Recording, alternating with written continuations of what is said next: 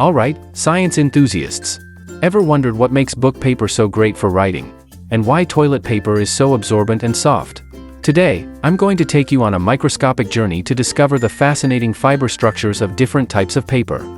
To examine these fibers, we need to prepare digital microscopes, scissors, book paper, toilet paper, cardboard, and coated paper.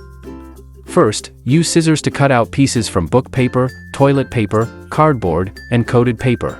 Then, place a piece of book paper on the microscope stage, adjust the microscope, and observe the fiber structure of the book paper. Next, following the same method, observe the fiber structures of the toilet paper, cardboard, and coated paper. Book paper is typically made from natural fibers like wood pulp.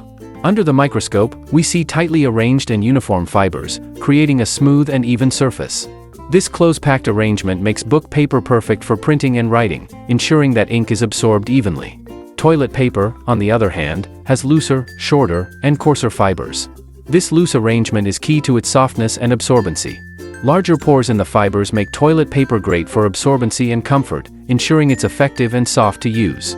Cardboard has a rougher and more resilient fiber structure, often made from recycled paper. Under the microscope, we observe large fiber bundles interweaving in irregular patterns, creating a strong and sturdy material. Lastly, coated paper has a smooth surface and finely arranged fibers, perfect for high-quality prints. The coating process enhances the paper's surface properties. This type of paper displays vibrant colors and fine details effortlessly, making it the preferred choice for any print that requires a polished and professional look.